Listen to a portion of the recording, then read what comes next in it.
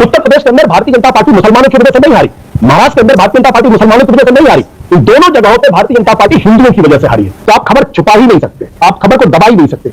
इसलिए क्यों इस तरीके से हरकतें की जा रही मुझे समझ में नहीं आता। मुझे तो वाकई में कभी कभी बहुत दया आती है कि वो कौन लोग हैं जो भारतीय जनता पार्टी का नुकसान करना चाहते हैं इस तरीके से फैसले करवाते। क्या मीडिया पर कब्जा करके भारतीय जनता पार्टी को 2024 से लोकसभा के चुनाव बहुमत मिला?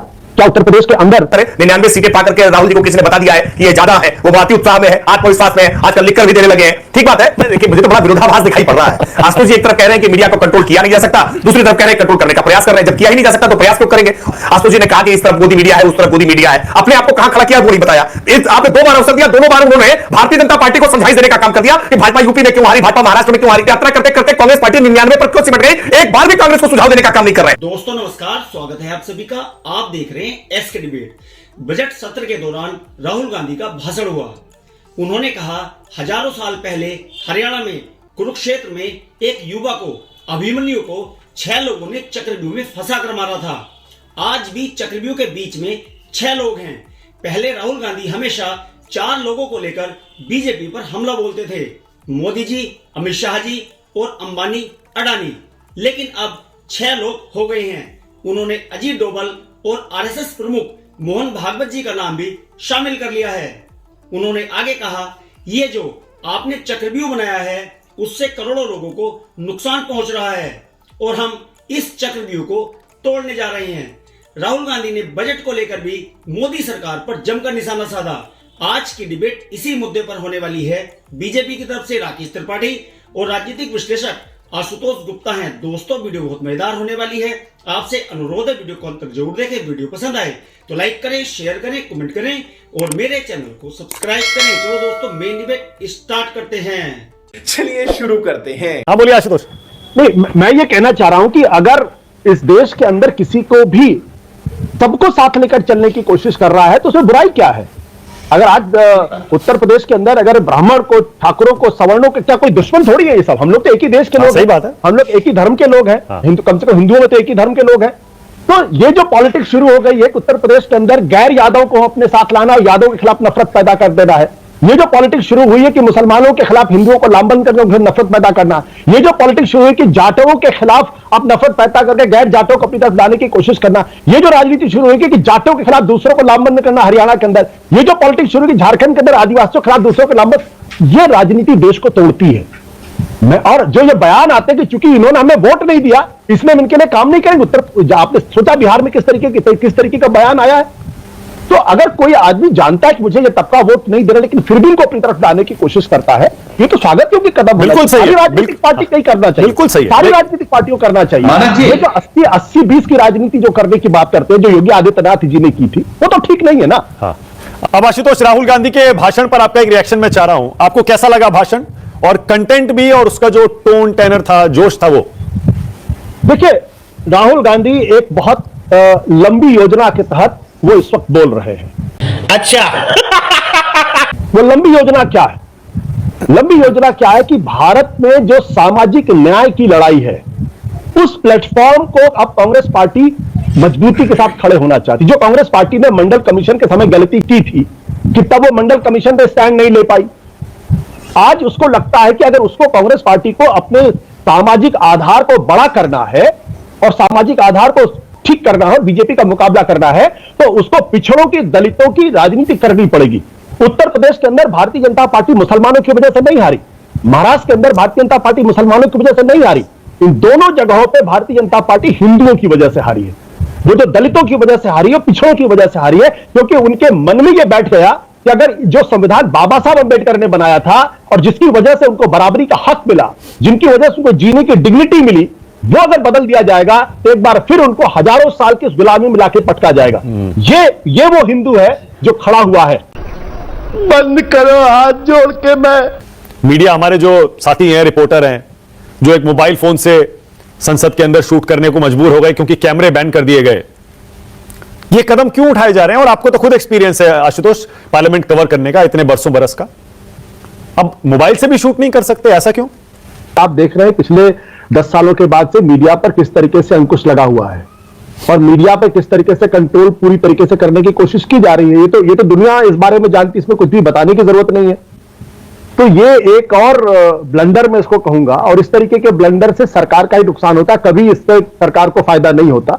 जो लोग इस तरीके की काम कर रहे हैं वो वाकई में सरकार के सबसे बड़े दुश्मन है, बीजेपी को के वाकई में बड़े दुश्मन है और गलत सलाहें वो दे रहे हैं। देखिए, आज का जो जमाना है वो 1975 का या 1980-90 का जमाना नहीं है, जब से 2 या 3 अखबार निकलते थे या दूरदर्शन हुआ करता था। आज मीडिया पूरी तरीके से स्वतंत्र इस लिहाज से है क्योंकि उसका होराइजन बहुत बढ़ गया है। जिस तरीके से सोशल मीडिया खबरें आ गई, जिस तरीके हर आदमी के पास फोन है, तो आप खबर छुपा ही नहीं सकते, आप खबर को दबा ही नहीं सकते।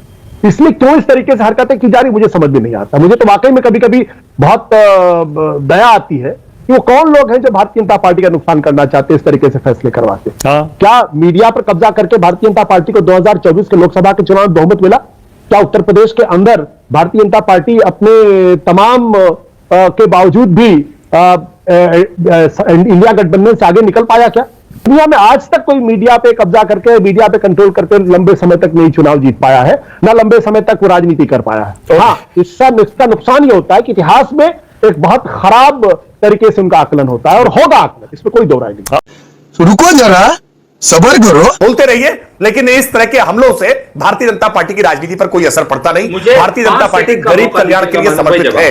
हमने गरीब का कल्याण के लिए जो आज काम किए हैं, उस काम के वजह से आज जब 2024 का परिणाम आया है ना, तो इतनी बड़ी संख्या में भारतीय जनता पार्टी के पक्ष में एक समर्थन आपको तीसरी बार दिखाई पड़ा है। वरना एंटी इनकम्बेंसी के इस फैक्टर जहां लगातार चलते रहे हो, जहां सरकारों से लोग तुरंत निराश होकर के बदल देते रहे हो, वहां तीसरी बार सरकार का रिपीट होना और इतने प्रकार की अफवाह तंत्र के बाद रिपीट होना निश्चित तौर पर यह बड़ी बात है। इसको आप स्वीकार करें ना करें, 99 सीटें पाकर के राहुल जी को किसी ने बता दिया है कि ये ज्यादा है, वो बहुत ही उत्साह में है, आत्मविश्वास में है, आजकल लिखकर भी देने लगे हैं। ठीक बात है, उनका विश्वास होना चाहिए, लेकिन भारतीय जनता पार्टी गरीब कल्याण के अपने मिशन में लगातार जुड़ी है। हम लगातार काम करते रहेंगे। गरीबों को एक बेहतर जीवन देना यह हमारी प्राथमिकता है, वो काम हम लगातार कर रहे हैं। बहुत बढ़िया। अब राकेश त्रिपाठी, राहुल गांधी को आज भाषण में 10 में से कितने नंबर देंगे? मुझे पता है आप तो 0 देंगे, बल्कि माइनस में देंगे, लेकिन आपने अगर भाषण पूरा सुना होगा, आपने आत्मविश्वास देखा होगा, एक जोश देखा होगा, और जाहिर है उसके पीछे वो 99 सीटें हैं, वो 233-235 सीटें हैं जो इंडिया गठबंधन को आई हैं, और जो 5-7 राज्यों में आपको उन्होंने पटखनी दी है, पीछे छोड़ा है,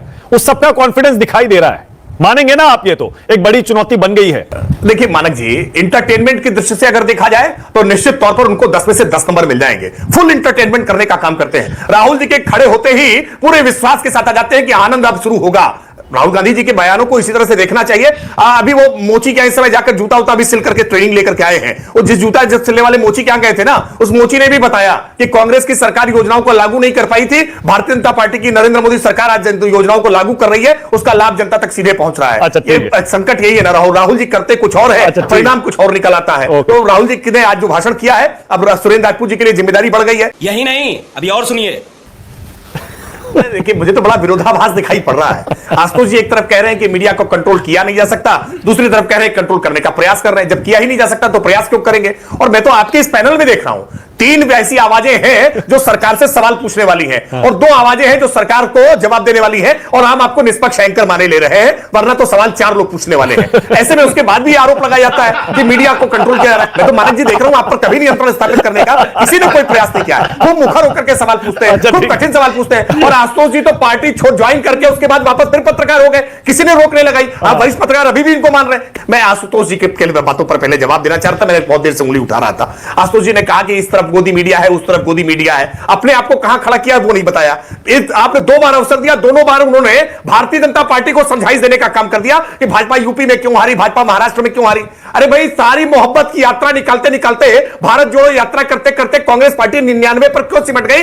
एक बार भी कांग्रेस को सुझाव देने का काम नहीं कर रहे हैं। आप योगी आदित्यनाथ जी को बता रहे हैं कि वो हिंदू हार्डलाइनर नेता है, या तो वो होंगे या सामाजिक न्याय होगा केशव मौर्य। ये क्यों नहीं बता रहे हैं कि पीडीए का जो राग अपलापा है, ये जानबूझ करके कुछ लोगों के लिए है, ये A to Z के लिए क्यों नहीं है? ये राजनीति करने वाले कोई भी राजनीतिक दल क्यों पीडीए की बात करेगा? क्यों नहीं कहेगा A से लेकर के Z तक सब कुछ के बारे में हम बात करेंगे? इसकी आलोचना नहीं करते, केवल बीजेपी की आलोचना करेंगे और फिर कहेंगे गोदी मीडिया ये वाले, गोदी मीडिया वो वाले, हम निष्पक्ष मीडिया है। ऐसे तो चलेगा।